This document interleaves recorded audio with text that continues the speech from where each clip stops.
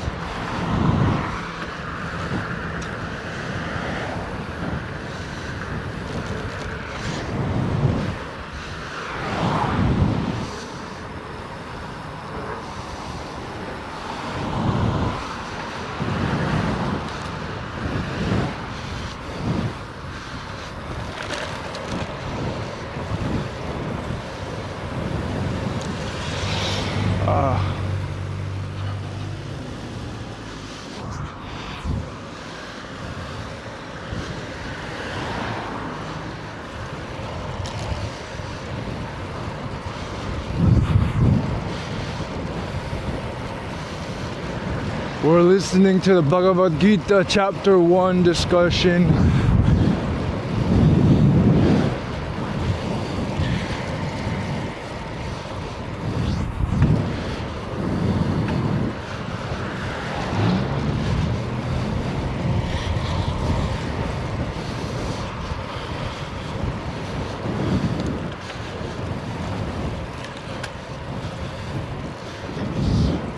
Bhagavad-gita is the perfect theistic science because it is spoken by Lord Shri Krishna, according to chapter 1.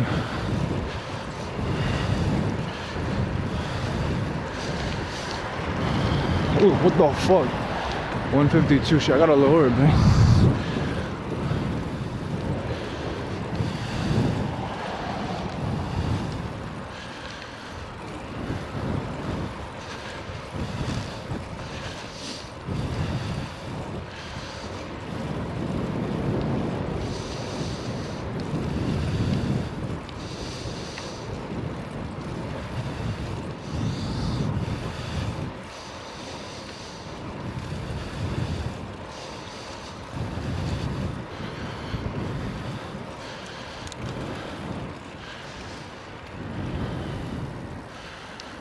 The fuck?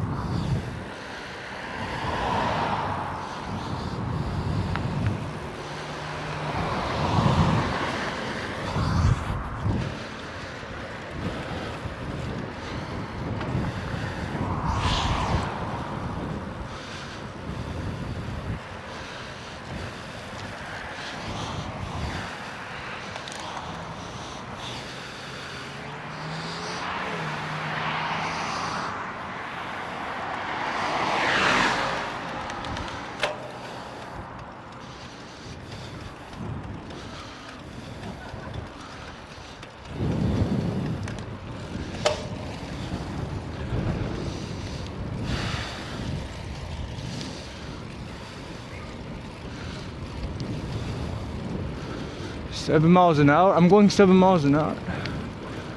48 miles an hour.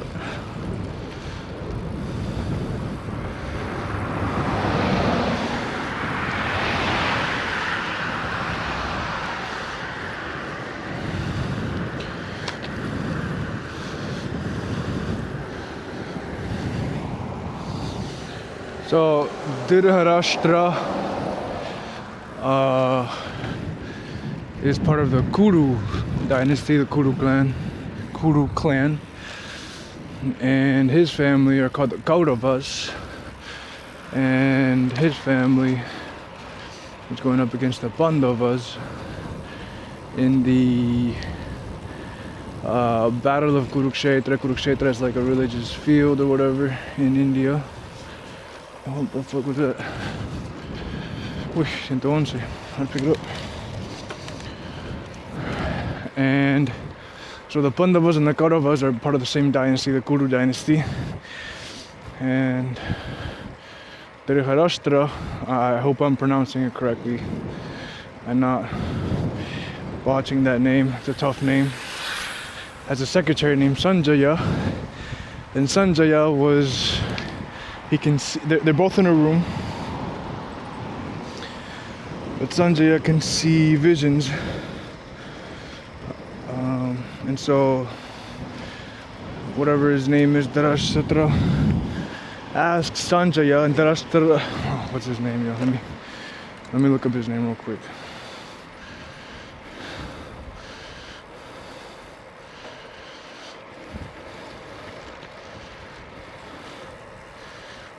What's his name?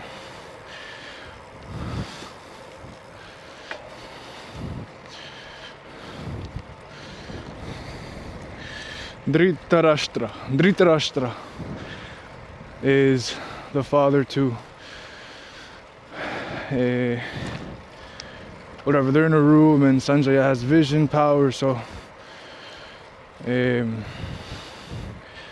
he asked Sanjaya what his son, I forgot his name, Durduyan?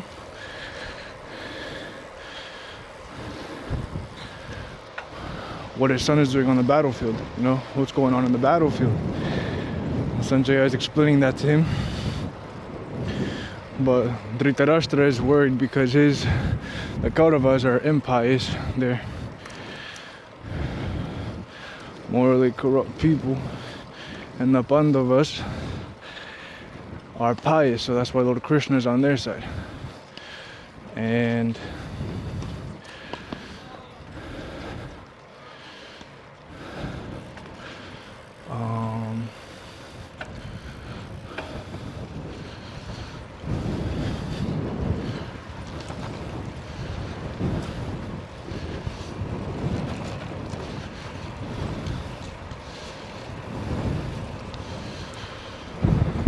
it's really hard to think when you have to like, you know, take into account your heart rate on the Apple Watch, maneuver the bike. I mean, maneuvering the cycling, the bike is pretty easy, and then gotta explain everything. And puta, yo sí respiro mucho, eh. I breathe heavy, yo. Respiro pesado, but.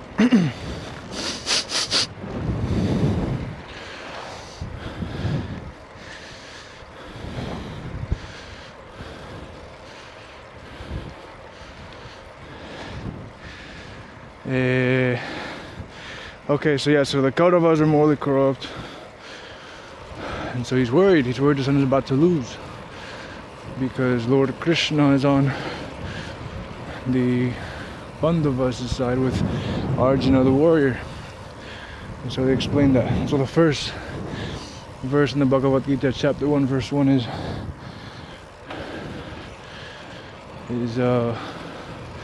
what's his name again? I'm gonna look it up. Dhritarashtra asking Sanjaya what's going on in the battlefield.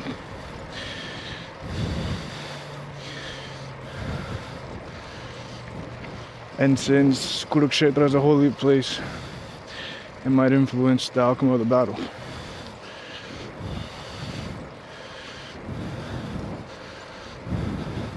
Because by nature, the Pandavas are virtuous.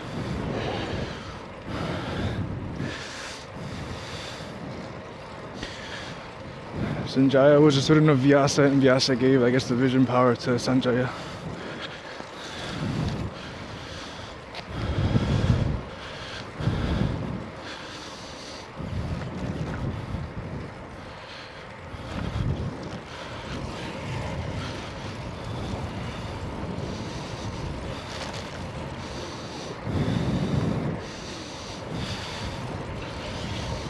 Sanjaya could see the battle like it was television, according to this.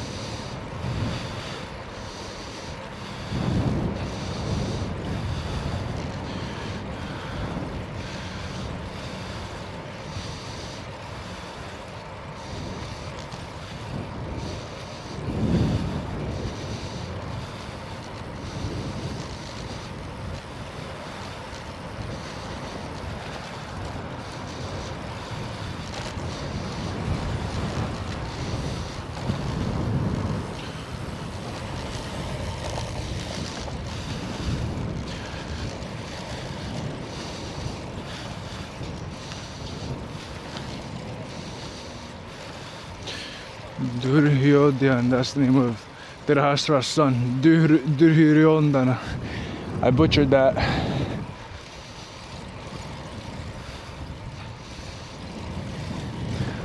I left a bit later today, about half an hour later, so that we could see the sunset. It's very beautiful along this river.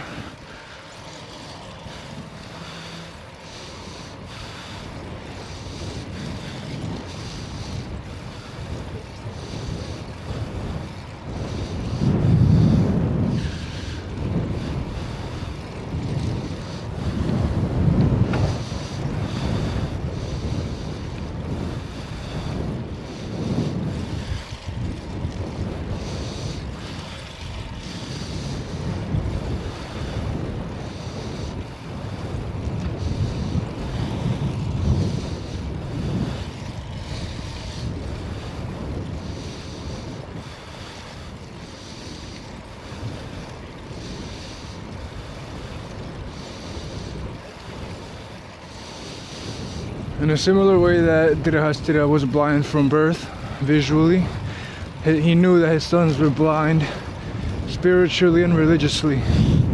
But the Pandavas were all pious since birth. They were all religious since birth.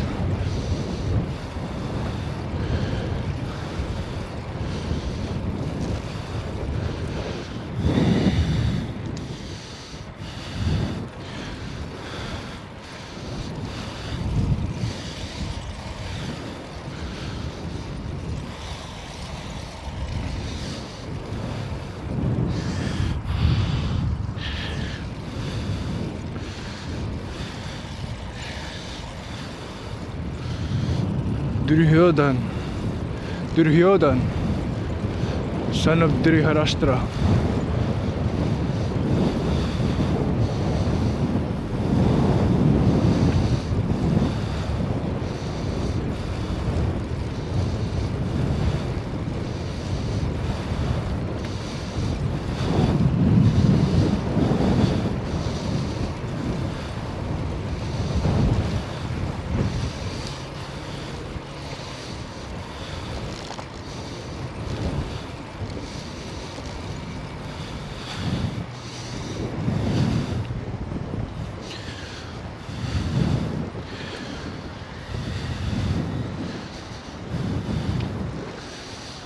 Text number 3 or verse number 3 is up next. The lady is going on to the next episode.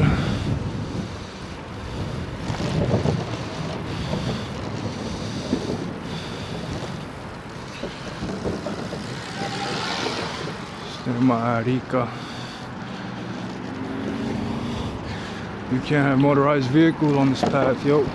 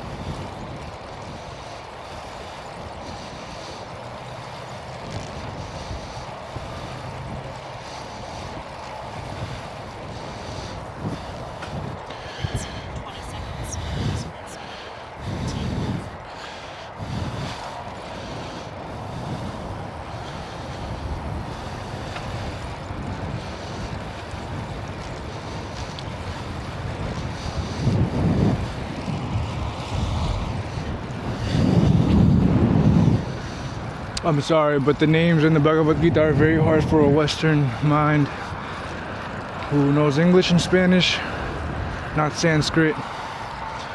So following the characters was very hard when I was reading chapter 1 and 2. I mean, since I've started, it was very hard to follow the names. But right now, chapter 1 is just setting the scene. It's just setting the scene. The two armies at the field of Kurksetra.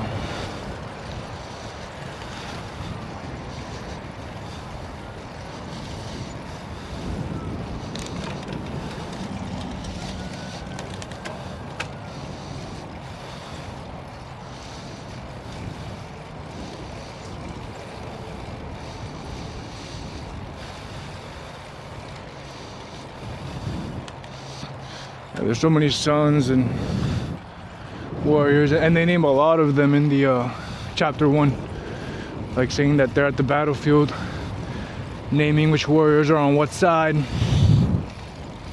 how they're related, they're father of this, they're sons of this guy, that guy. And then they blow their conch shells, and it's a act to show their power, their might, essentially. It says in the Bhagavad-gita that it sounds like a lion, the conch shells. I think it was for the Pandavas.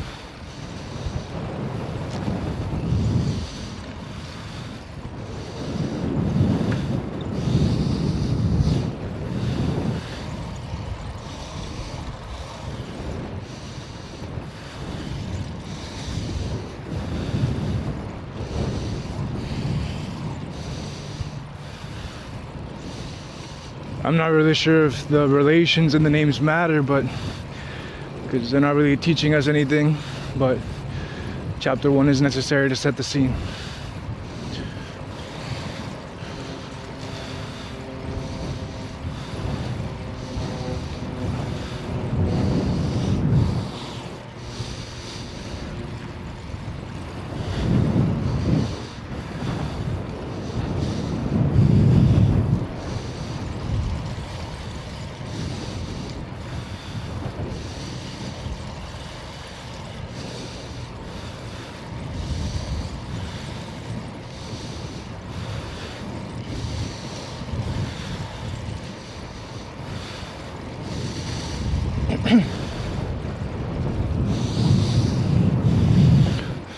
All of Duryodhana's armies and warriors are ready to die for him. All of them will die for him.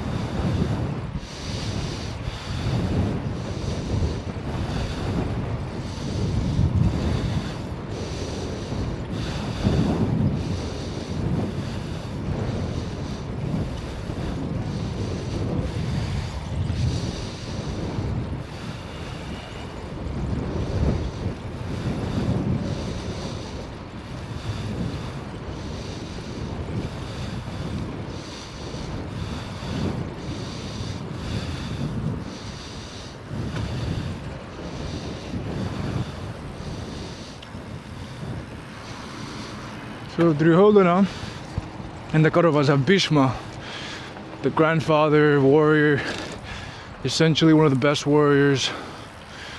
And Duryodhana says that they're in luck because he's on his side, on the Kauravas side. The Pandavas have Bhima, and Bhima is nothing compared to Bhishma, but he can kill Duryodhana.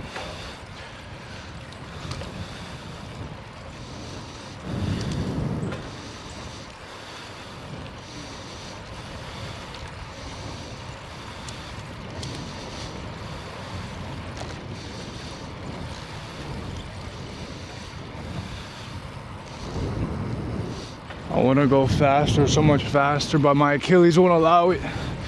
I got to keep it at zone 2 for 22 miles.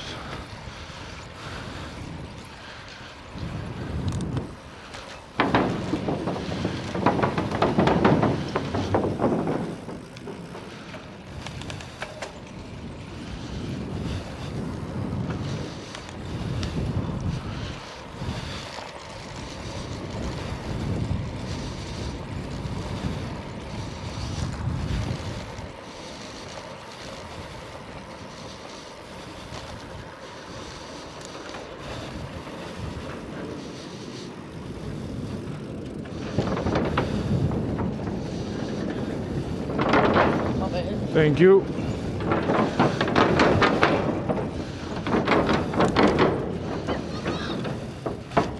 Thank you.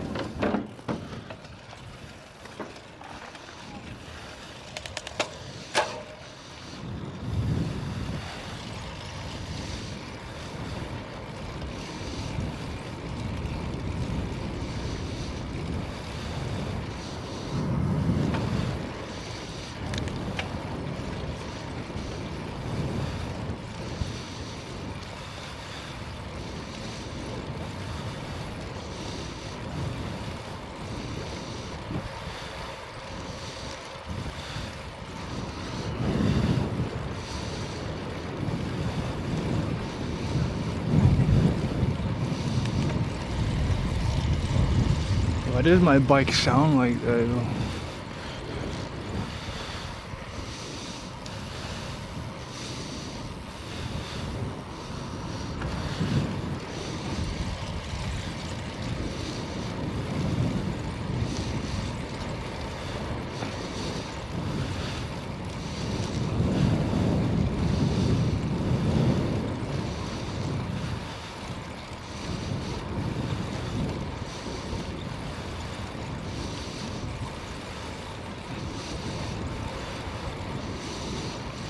So yeah, the lion roar conch shell. The conch shell that sounded like a lion roar came from the Kauravas, and it gave Duryodhana joy.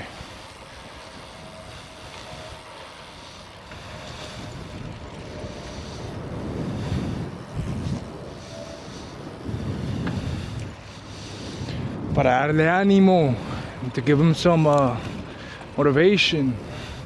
Like, don't worry, bro, we got that. We're about to win this battle. We're powerful.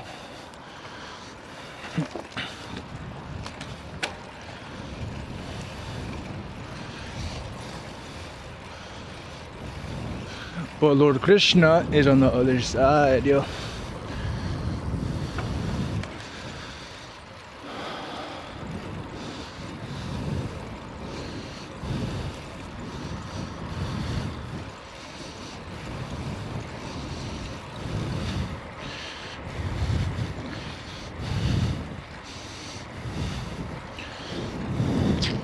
I gotta increase it.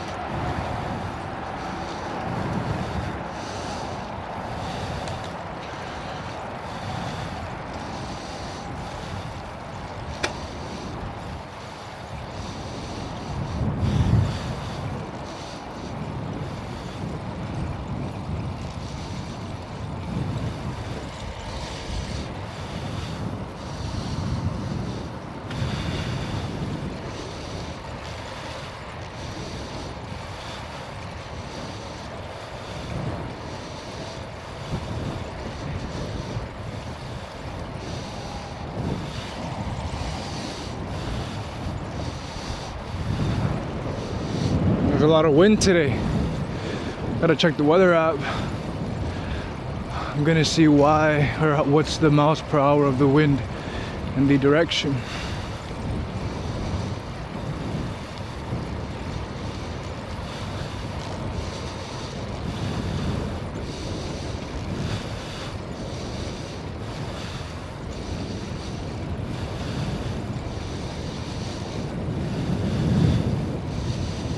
Wow. So Lord Arjuna, or Lord Krishna's and Arjuna's Kansha, which they just blew, sounded transcendental, which of course beats the lion sounding roar of the Kauravas' Kansha,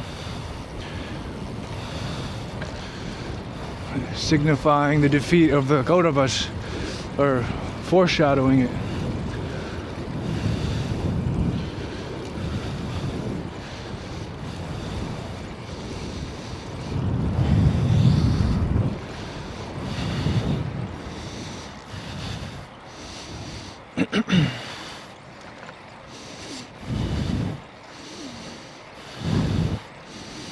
Oh yeah, 9 miles per hour, northeast, gusts of 16 miles per hour.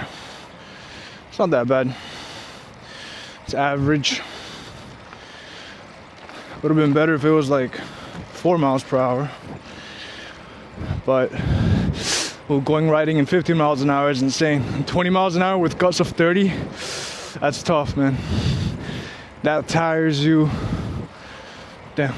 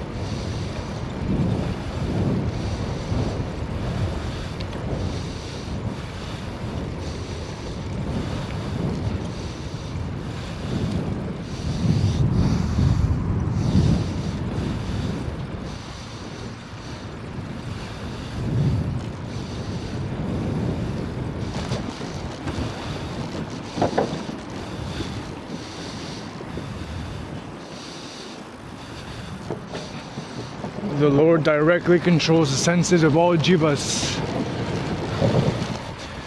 The transcendental senses of Arjuna.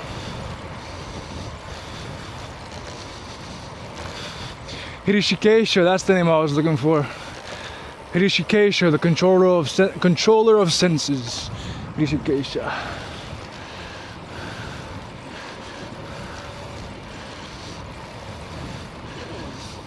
Lord Krishna is also called Madhusudan because he killed a demon called Madhu.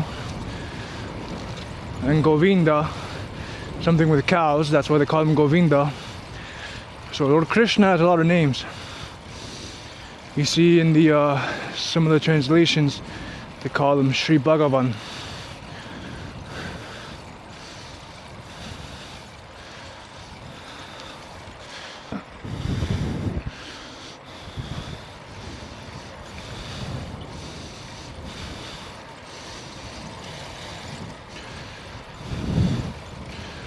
Rishikesh, because he gave direction to Arjuna on the battlefield of Kurksetra.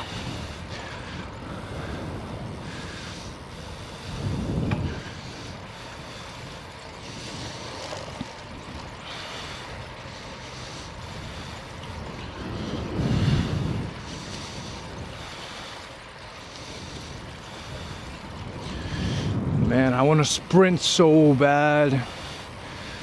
I want to go 30 miles an hour, but I can't. Gotta think about my Achilles.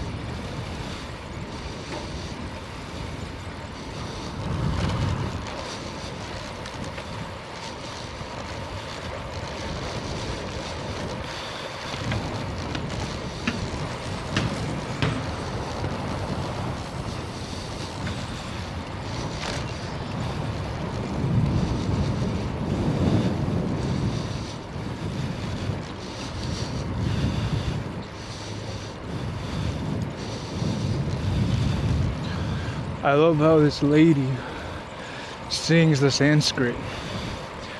I wonder if everyone sings the Sanskrit in the same way, or if it's like up to the reader.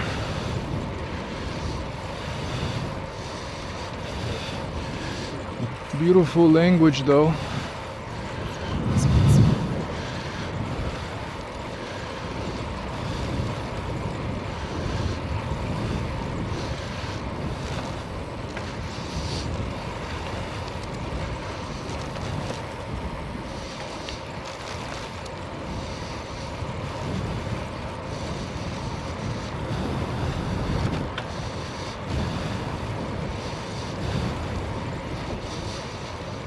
Everyone's blowing conch shells in that.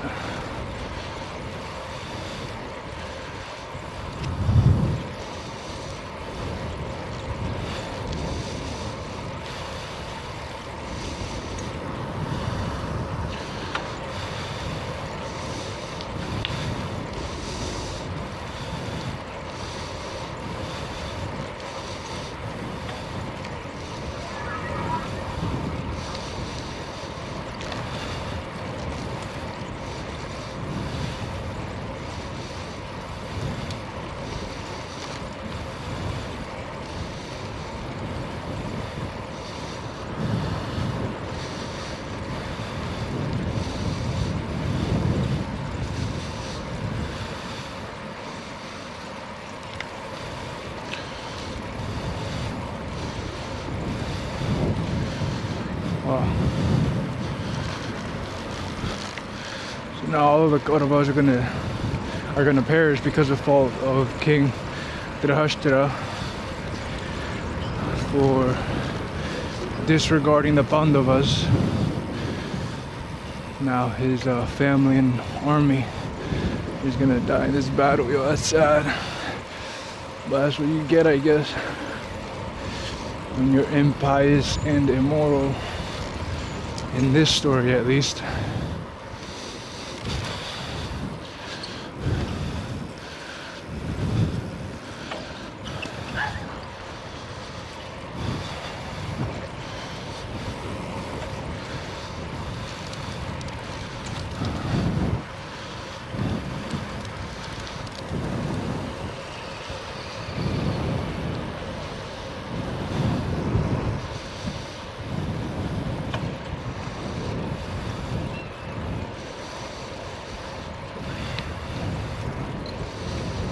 The Pandavas trusted fully in Lord Krishna, and that scared the Kauravas.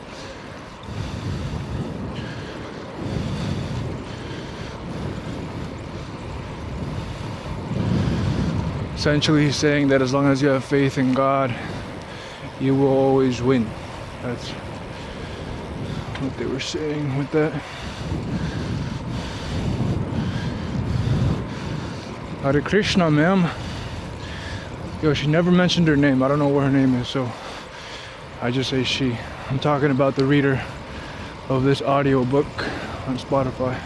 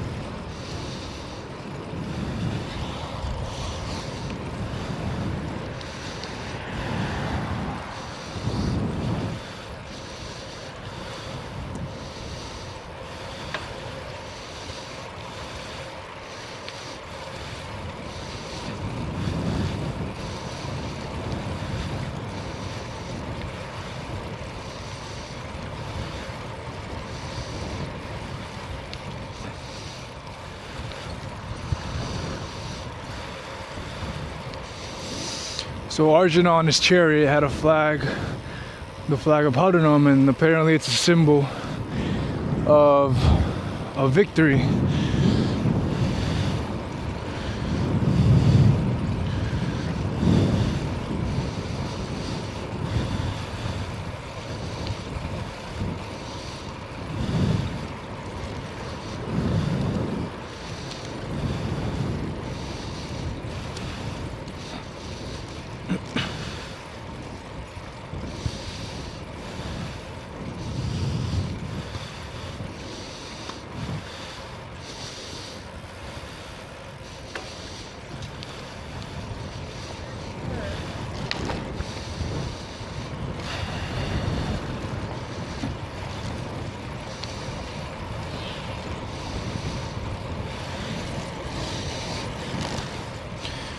So now Arjuna is asking Krishna, the infallible one, to bring his chariot to the middle of the armies, in between the armies,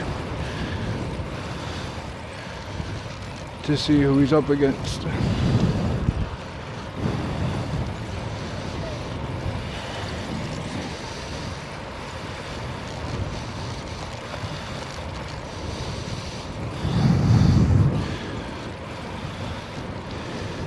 There's 5 ways to be a devotee to Krishna: passively, actively, as a friend, as a parent, and as a conjugal lover.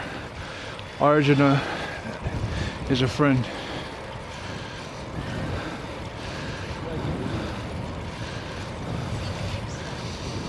And so even though Krishna is God, he fulfilled Arjuna's wishes to bring the chariot in between the armies to see the opponents of Arjuna.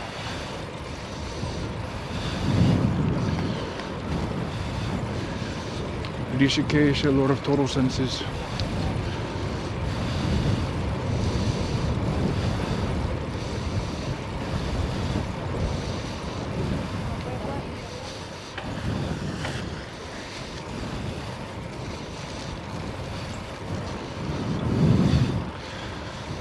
The Lord is always seeking an opportunity to render service to his devotee.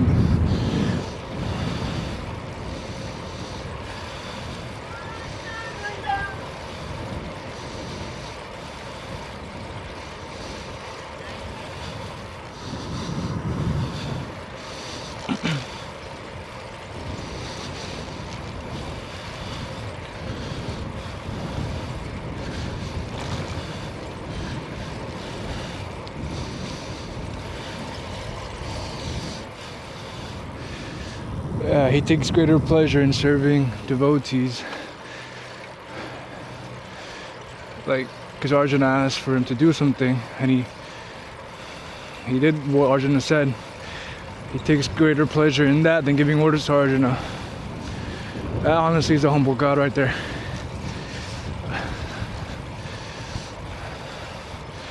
So far, Krishna seems chill, yo. Krishna seems chill.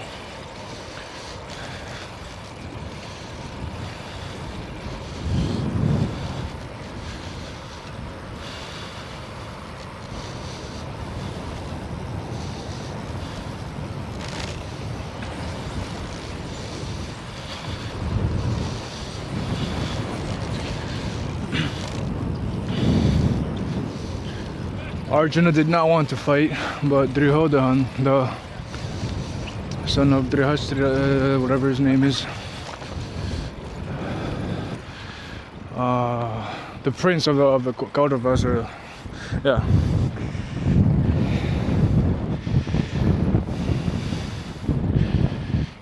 What's it called? Oh yeah, that Duryodhana never wanted peace. He just kept on abusing the Pandavas, which led to this battle.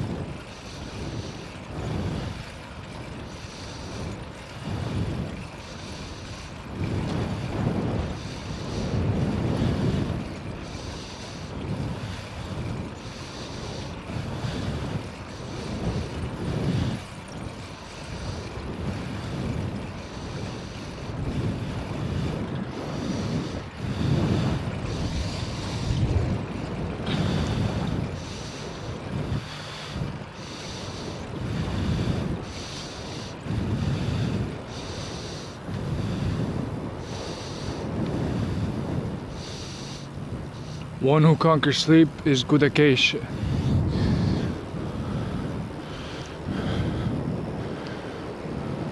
Conqueror of sleep and conqueror of ignorance. That's what Gudakesh means. And I don't know what text or verse it was. I paused the audio, by the way. That the lady just read out loud, but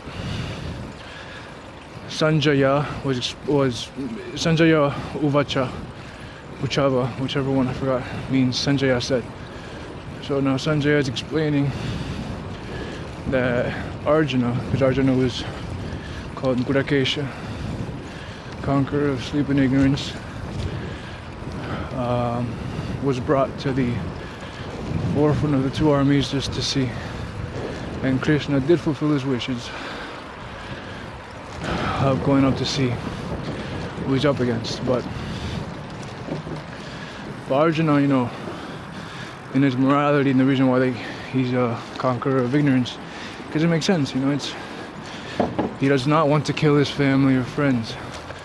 He doesn't care if it brings him riches or a kingdom. He'd rather, and you'll see later, he'd rather die and lose the battle than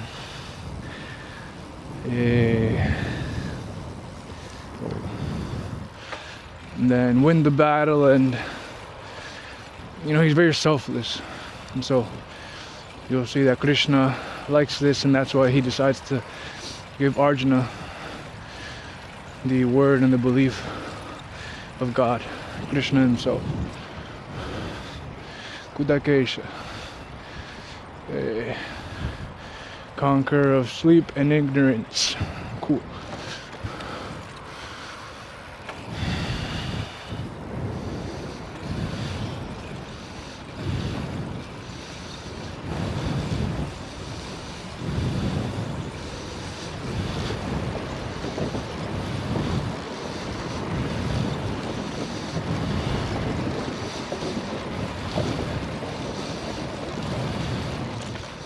Colin. Yeah, I'm still in zone 2. My average speed went up to 16 miles, almost 15.8. It's actually insane, yo.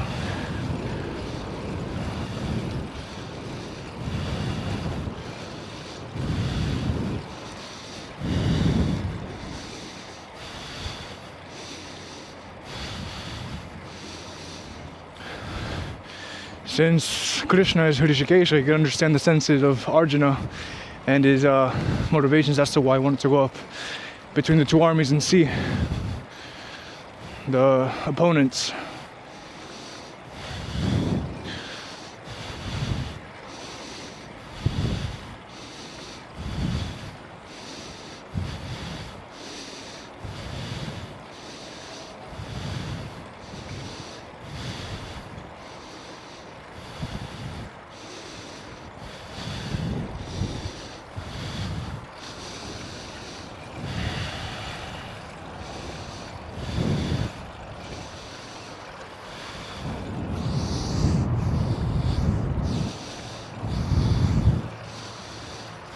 Rishikesh.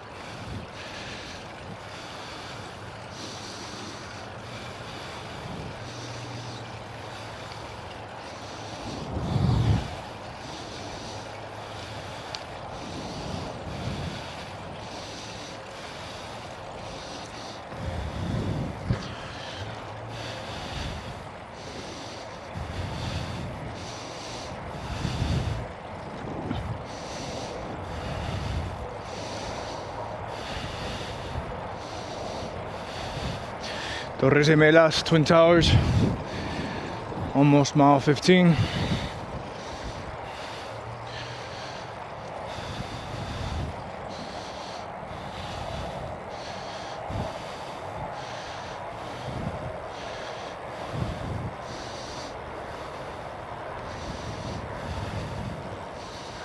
Friendly joking. Text 26, that's where we are right now, of chapter 1.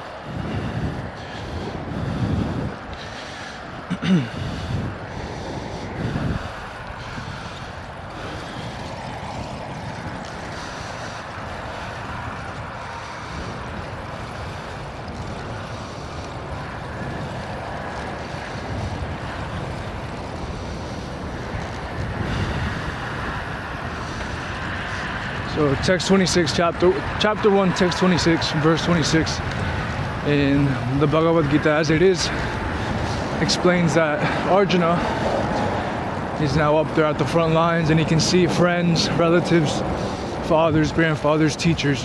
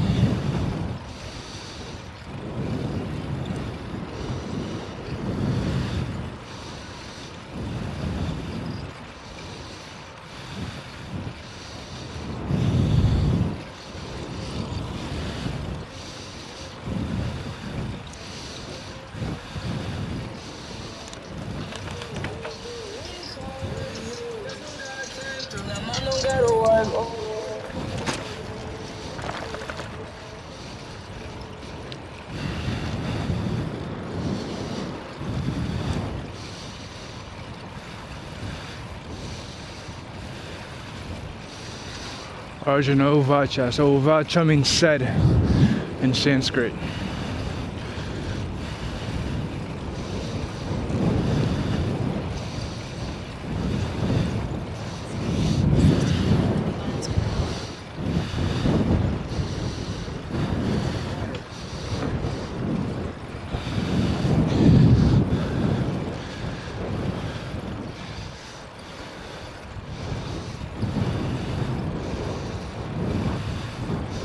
Arjuna's body is quivering and his mouth is drying up. He's anxious to see friends and he's about to kill these guys, you know? Any devotee of Krishna has godly qualities that are found in godly consciousness or Krishna, as explains the purport of the book.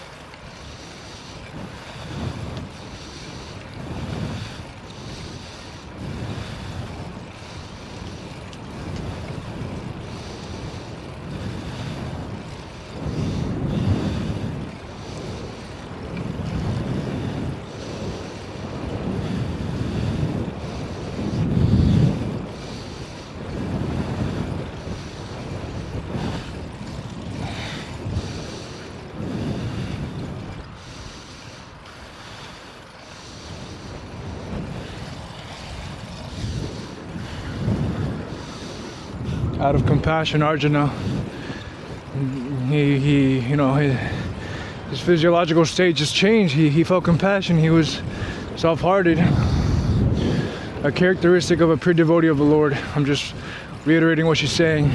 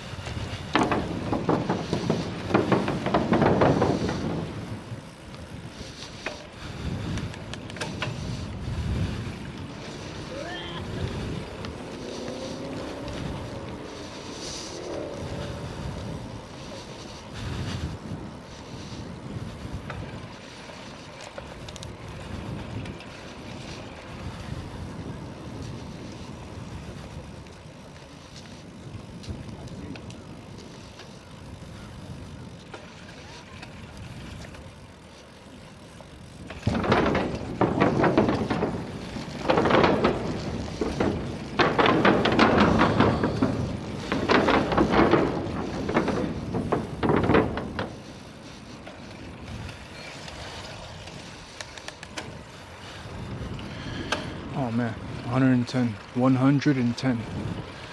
Gotta pick it up.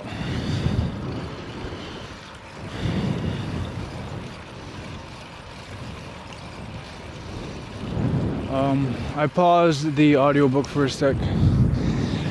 So I think it was text 29 or 30 that we're on. Arjuna put down his bow. He's feeling all these emotions, his physiological changes. He was sweating. And the purport explains that these bodily reactions can only happen in two cases, either out of fear for the material, for the body, or in a spiritual awakening, like spiritual ecstasy. Spiritual. It's a weird word. Espiritual. It's easier in Spanish. And in this case, it's fear for the loss of life, for the material. He's fearing the loss of life, the death of the body. And that's why he's fearful, anxious. But we will see later that Krishna explains that the soul cannot be killed. It is infinite. It is smaller than 10,000 times smaller than a strand of hair. It is impossible to chop up, to kill. It's impossible. And you will see later that Krishna explains that. Well, I'll leave it for later. Let me focus. Oh shit. Oh man. There's cars.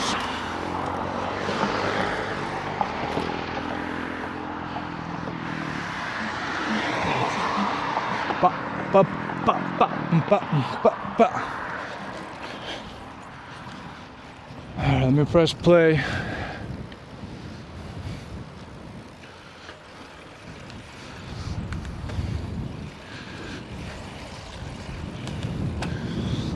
Gandiva, the bow of Arjuna, his bow and arrow, his bow, Gandiva, was slipping from his hands. His skin was burning due to a material conception of life.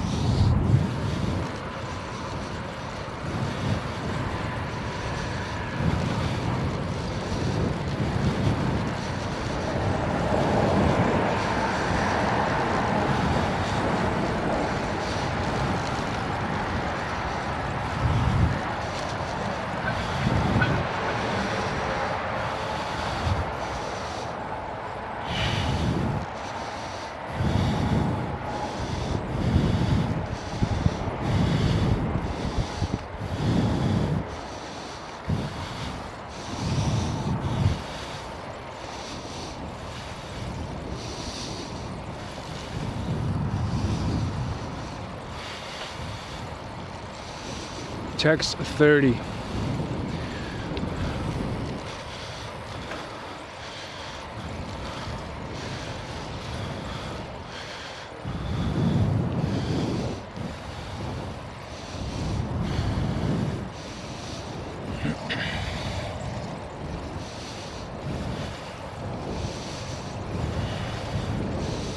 Arjuna's weak mind led to him forgetting himself.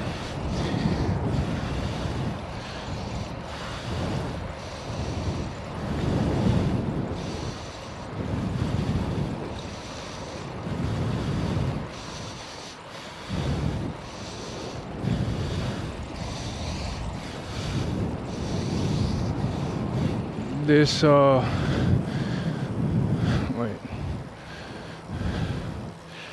a second.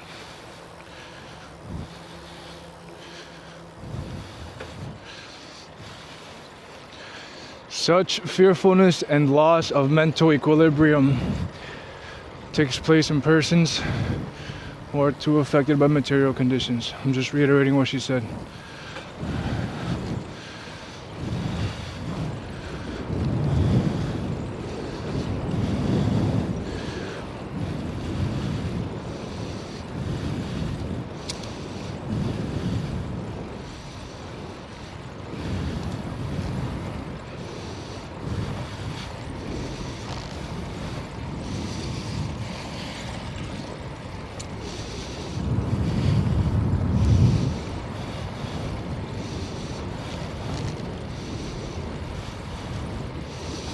Arjuna is showing ignorance of his real self-interest by Krishna's will.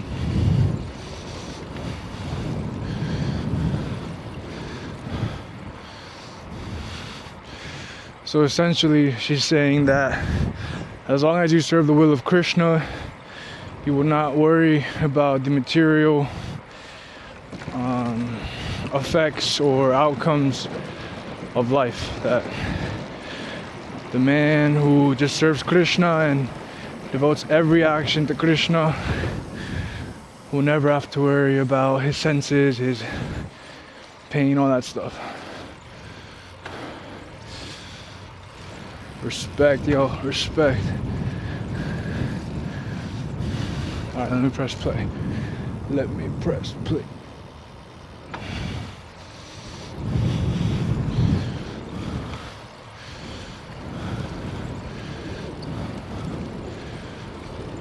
Arjuna thought that the victory in the battle would just be a cause of lamentation for him, that he would just be sad. And now text 31.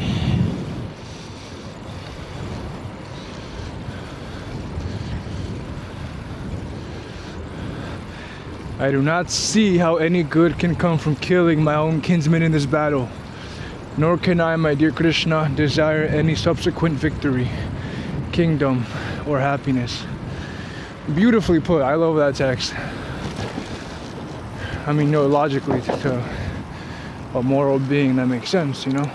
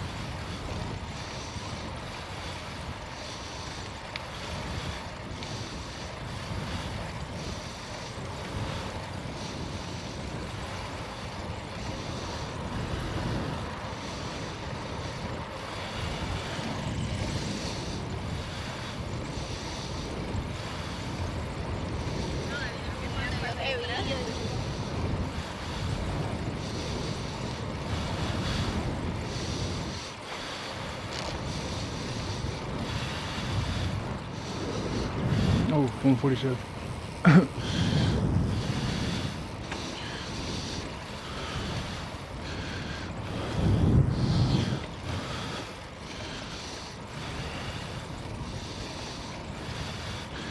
Kshatriya is one of the Varnas, essentially the warrior. Arjuna is a Kshatriya.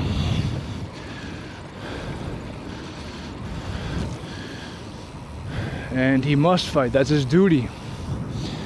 That's his dharma.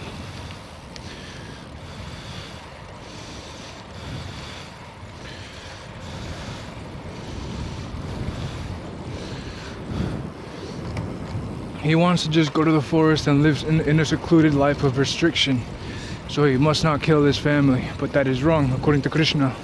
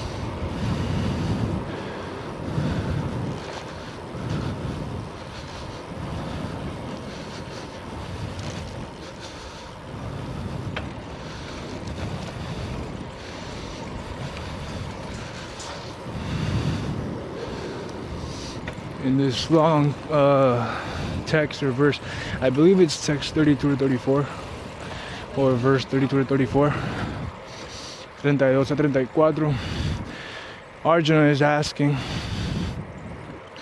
what pleasures can come if I kill my opponent? Man, I forgot. He doesn't, whatever, yeah, that's the main question. How can he enjoy, what pleasures can come if he kills the other soldiers on the other side?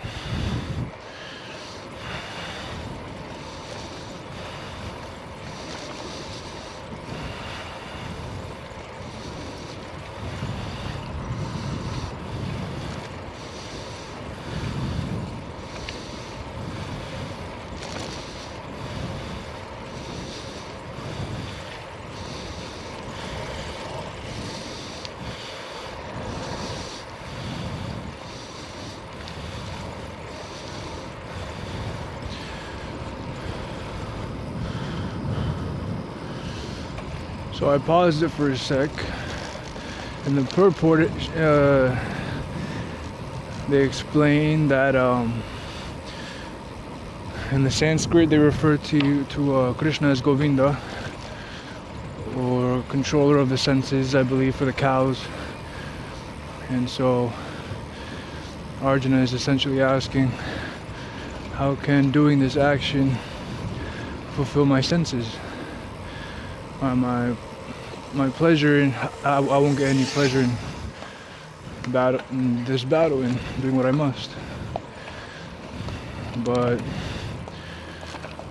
the only way that the devotee can truly, or that the man can truly get pleasure or fulfillment, is by giving in to the demands of Krishna. Let me see, wait. Let me see this. It's to satisfy the senses of Govinda. And then that way our senses will be satisfied. So if we satisfy the senses of Govinda or Krishna, our own senses will be satisfied. That's what she is saying, or the book is saying, and she is reading.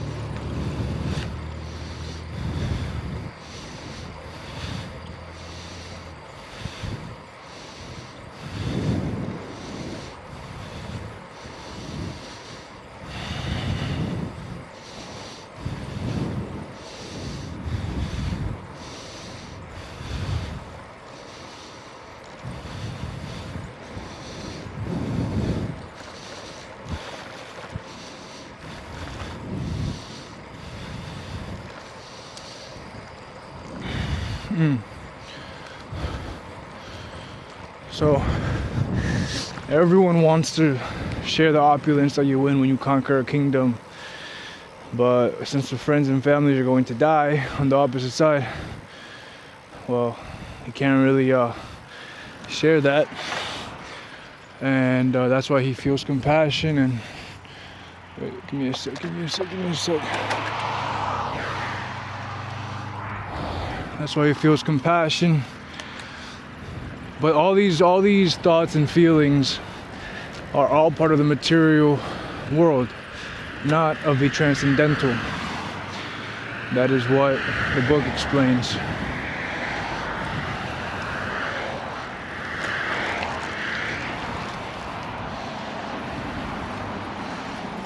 Eso es lo único que es.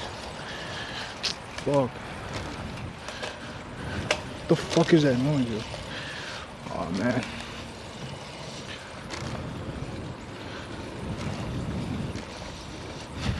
Yo, do you see that sky, yo? It's a painting.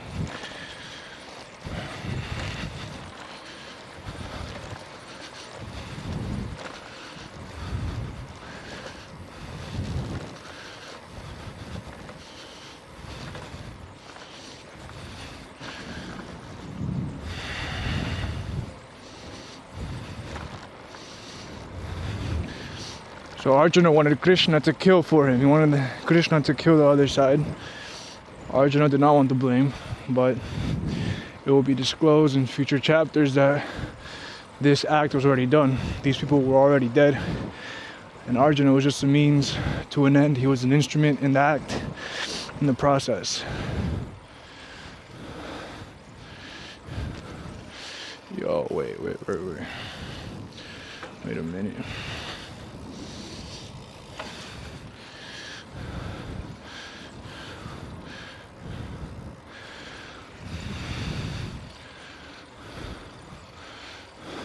Ah man, coloring isn't that good, but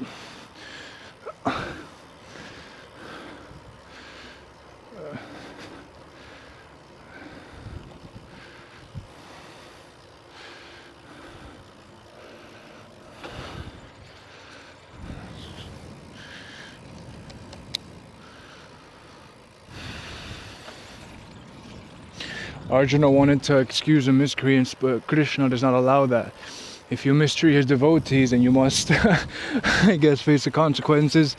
In this case, die. All right, and that's the end of the episode. There, I'm gonna put some music. I'm gonna pause this.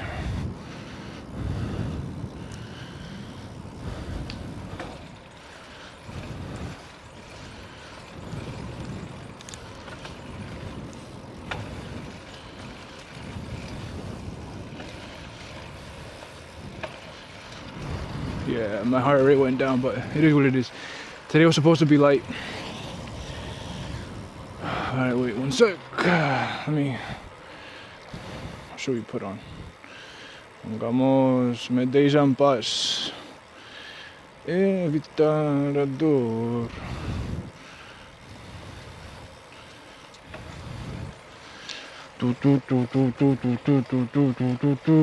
Y se acabó el amor después. Y te amo, te extraño después.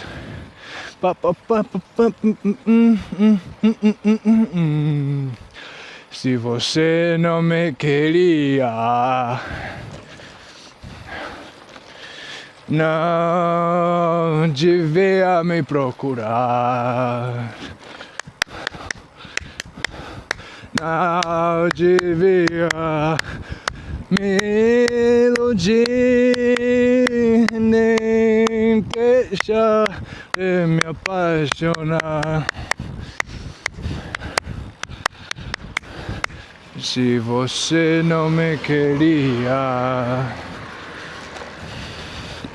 não devia me procurar, não devia me... My cousin lives over here on the left side, Mercury. Haré me apaixonar,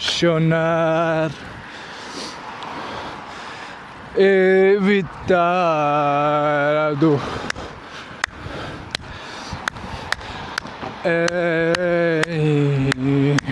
Você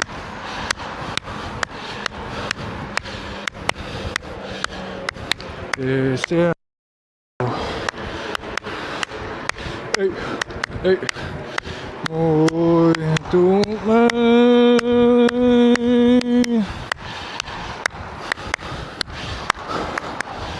Ei, ei, ei. Me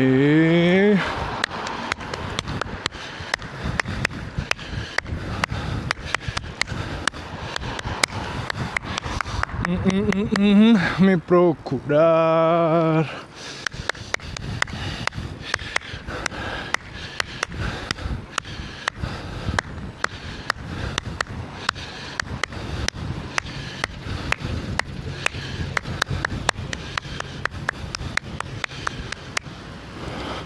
Não devia me... Excuse me. Thank you. Nem deixar...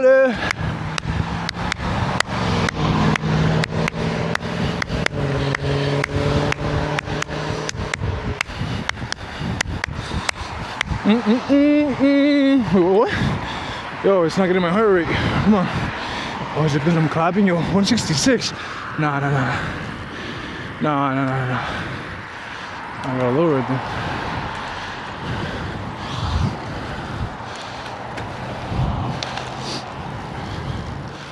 Okay. 169. Come on, man. I can. Alright. Dime por qué te vas.